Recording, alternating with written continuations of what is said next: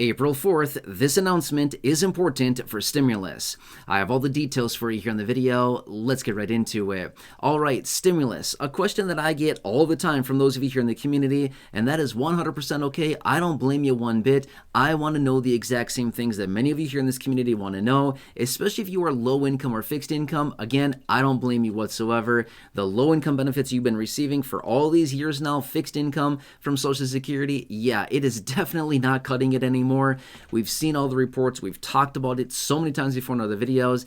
The struggle is real right now, and a lot of people don't recognize what it's really like living on a fixed income benefit until they actually have to do it. And then they're like, oh, wow, this is really tough. No wonder why seniors and people with disabilities are falling behind and really, really struggling right now. Yeah, exactly. They don't know what it's like until they actually get there and have to do it. And then they get a wake-up call. Well, either way, if you're low income or fixed income, and if you've been watching the videos here on the channel for a while now, again, that is why I'm here to represent you, to advocate for you, to help you out in any way that I possibly can, because I get it, right? I'm right there with you.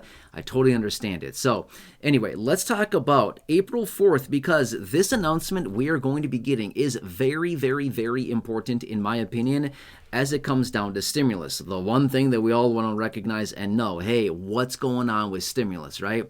I got you. Don't worry about it. Let's talk through the details about this, okay?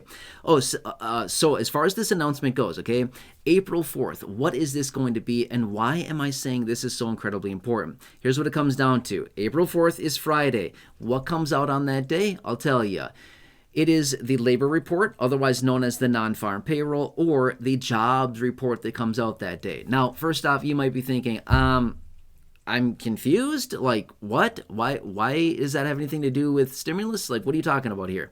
Okay, now this, in my opinion, is possibly the most economic data point that we get every single month. This comes out one time per month, the first Friday of every month, and in my opinion, it happens to be one of the most important. Don't get me wrong, there's a bunch of other economic data points that do come out every single month that are very, very important. However, this just happens to be one of those that I think is pushed toward the top of the list because it gives us a big, broad picture of the overall economy, and it points out, hey, what's going on with the labor market? What is going on with jobs? What's going on with the unemployment rate? What is going on with the labor participation rate? What is going on with overall income? Remember, it all comes down to this, right?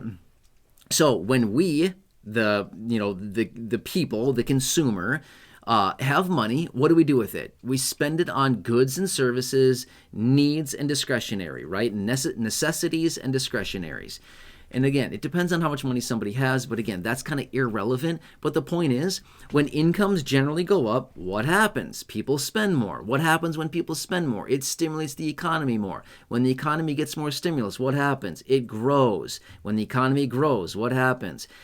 Businesses hire more people. The unemployment rate goes down. The labor participation rate goes up. Average hourly earnings go up, right? So it's kind of like all these metrics that are adjusted with this. When we have less money, as in incomes are not keeping up, when there's not very much confidence in the overall economy, when people are blowing through their savings because they have nothing left and they're putting balances on credit cards and things like this, what happens then? Typically, people contract. When we're feeling a little bit concerned about our finances, generally people contract. Not everybody, and that's okay. But most people generally contract a bit and say, hey, it's a tough time right now. We need to hunker down a little bit, maybe save a little bit of money, maybe try to spend a little bit less, maybe try to stash up a few things, weather for the storm, right? Well, that's kind of the situation and what we see with these jobs reports that do come out, because it gives us this big, broad picture, like I said a couple minutes ago, right? So basically what it does is it shows they can basically kind of look an overall picture of what businesses are doing. And again, it's not all about businesses, but it does give us a big picture on this. Okay, so here's what it does. It shows how many jobs were created or lost last month for, well, what I should say is for the month of March, right? So this is the job report for the month of March. And it shows us, hey, were jobs recreated or were they lost? Did the unemployment rate go up or did it go down? With the jobs that were created or lost, how many? Were there a lot of jobs that were created? Were there a lot of jobs that were lost? What happened there? It gives us that big picture. And then most importantly, maybe, would also be the revisions. With these reports, we do get revisions. So basically what they say is, hey, sorry, the last couple months, we miscounted. We miscounted by X number of people. It's either higher or lower, right? So then what they do is they give us these revisions for the last couple months and say, sorry, we miscounted and we counted 80,000 too many people, or whatever the number happens to be. I'm just making up a number for an example purpose, but they'll give us these revisions. The revisions are also very, very important because when they cook the books a little bit and say, sorry, we miscounted by 100,000 too many people, whoops. And then they tell us that the real number for the previous months was, X, it was significantly lower or whatever it was. That gives us a better reading of overall, okay, maybe the labor market isn't really as strong as what they're telling us.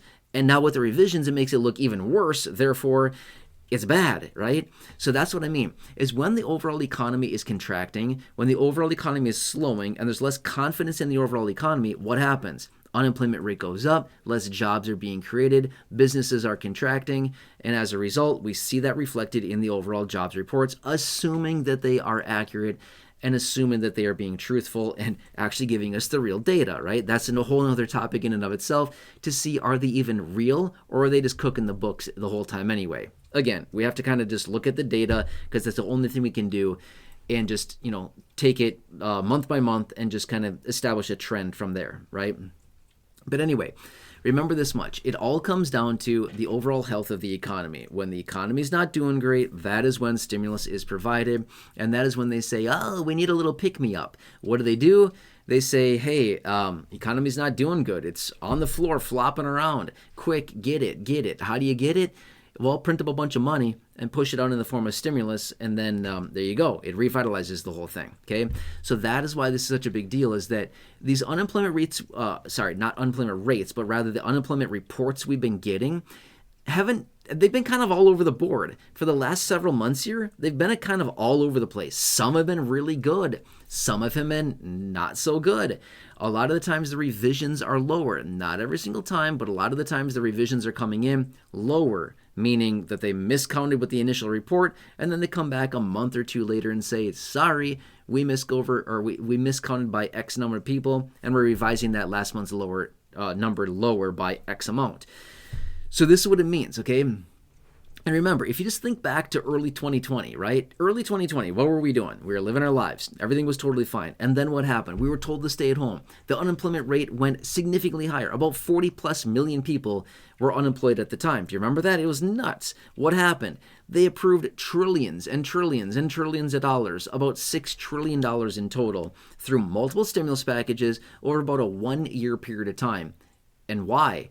Well, they were trying to bring the economy back. That's the whole purpose behind this. That's why this is like one of those indicators, one of those reports that comes out every month, that it's like, okay, let's keep an eye on that, because we've seen it all play out before. When unemployment goes higher, that's when lawmakers get a little squirmy and think, things are getting bad. We've got to do something about this. In fact, quick little last note here that I want to throw out there.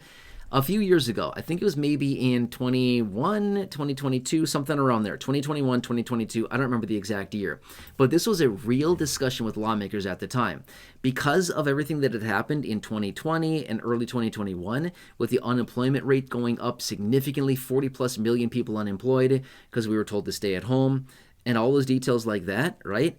Lawmakers had this real discussion. They said, let's implement automatic stabilizers. In other words, what that meant is that put automatic points out there in the unemployment rate that basically says if the unemployment rate reaches X, we will automatically distribute stimulus. If the unemployment rate goes higher to X, we will automatically distribute another stimulus.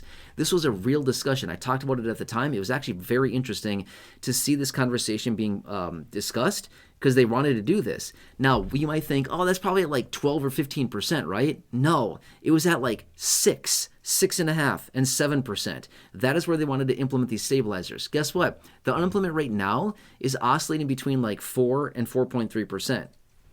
We're not that far off, right? My point, it'd take a little while to get there, don't get me wrong, but I mean, one big event, one big thing in the economy could really skyrocket that number pretty fast. It wouldn't be that hard to take the unemployment rate from where it is currently up by a point or two. It wouldn't take that much of a big deal. I mean, a couple bad things, fill in the blank with whatever kind of economic data that might come out, it would not take much to get the unemployment rate to go up a point or two. And then boom, there we are. 5.5%, 6%. Uh-oh, here we go. Now we're in the danger zone. Does that make sense? We're not that far off, honestly. So anyway, I hope this helps you. But again, I just want to continue watching this very closely, let you know what I'm watching and why I'm watching this information, because it's very significant, in my opinion, when it comes down to the overall health of the economy and what this means for all of us going forward. And for those of you that ask the questions about stimulus, here you go. I hope this helps as well. Anyway, I'm here for you. Again, as always, leave your comments, your questions, your feedback down below. If there's anything I can do for you right now, if I can clarify anything, if I can make dedicated videos talking about anything, if you want me to jump on a live stream and clarify something, let me know. I can do that. Not a problem whatsoever.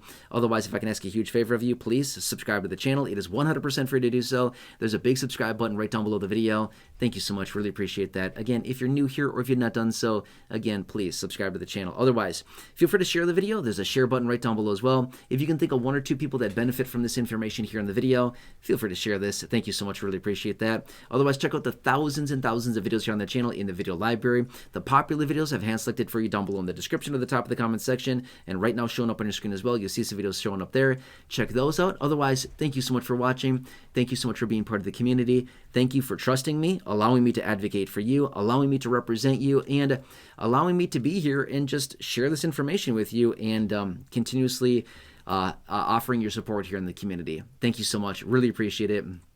Have a nice day, because that's all that matters now. Just enjoy. Otherwise, I really hope I can see you again soon in the next video. Thank you so much, and I'll catch you again later.